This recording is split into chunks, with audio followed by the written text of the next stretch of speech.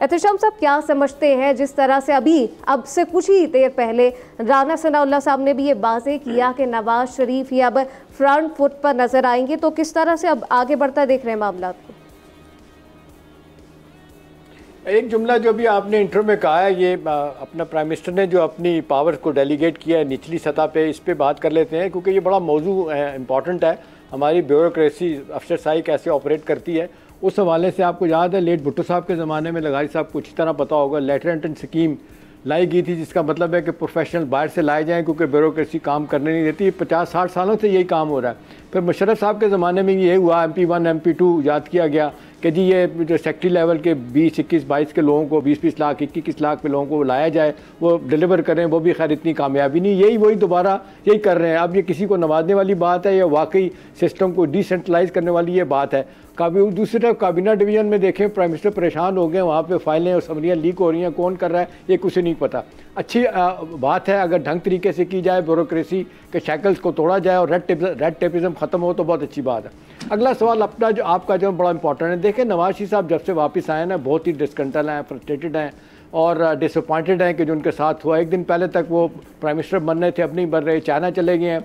अब पहले खबर आई थी कि जी वो अपने ज़ाती हवाले से गए हैं, अपना कारोबार के हवाले से मैंने खबर ब्रेक की थी कि जी वहाँ अपना कारोबार शिफ्ट कर रहे हैं। उस बात में भी वज़न है कि वो जो क्योंकि वहाँ पे इतने इश्यूज़ हो गए हैं लंदन में और वैसे भी पॉलिटिकली एक्सपोज पर्सन है, वहाँ मसाइल हैं उनके लिए, तो वो मॉर्टगेज का काम वो कहते हैं वहाँ पे चाइना में ज़्यादा, चाइना की हुकूमत ने कहा हम आपको सपोर्ट करेंगे।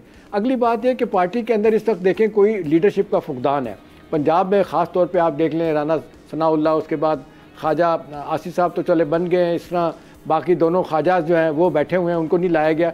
अब ये देखते हुए कि जी पार्टी तो तितर बितर हो रही है, प्राइम मिनिस्टर तो बन गए हैं शहबाज शरीफ साहब, लेकिन असल बात है कि पार्टी इलेक्शन के बाद कहाँ खड़ी है। तो मेरा ख्याल है ये फैसला किया गया नवाज शरीफ साहब जो कहा जा रहा था शायद परमानेंट ही चले जाएँ, लंदन और जद्दा बैठे रहें, कभी कभी आएँ। अब लग रहा है कि नहीं, वो एक तो ना सिर्फ यहाँ पंजाब में रहेंगे, पार्टी की क़यादत को संभालेंगे, रहबर के तौर पर नहीं। आपको याद है जब उनकी नायली हुई थी तो उन्होंने साकिब निसार साहब, चीफ जस्टिस साहब ने उनको इस हद तक बदला लिया, पता नहीं किस बात का, कि उन्हें पार्टी प्रेसिडेंटशिप से भी उन्होंने महरूम कर दिया था। अब वो सदर बन जाएंगे तो मेरा ख्याल है ये पार्टी के लिए अच्छा है। अब जो फैसले करने पड़ेंगे कि जी पार्टी को क्यों नुकसान हुआ, जो पंजाब में अब 50 सालों से हुकूमत कर रहे थे, जीत रहे थे, क्यों आ रहे हैं, तो मेरा ख्याल है ये उस लिहाज से बड़ा फैसला है कि शहबाज शरीफ साहब तो जाहिर है वो प्राइम मिनिस्टर हैं, ये काम नहीं कर सकते, पार्टी की रीऑर्गेनाइजेशन करनी है और फिर ग्रास रूट तक लेके जाना है और फिर कितने अरसे में दोबारा ये PTI के मुकाबले में इसको दोबारा खड़ा करना, ये बहुत बड़ा चैलेंज है। गौहर जी सब्सक्राइब करें और बेल दबाएं ताकि कोई खबर रह न जाए।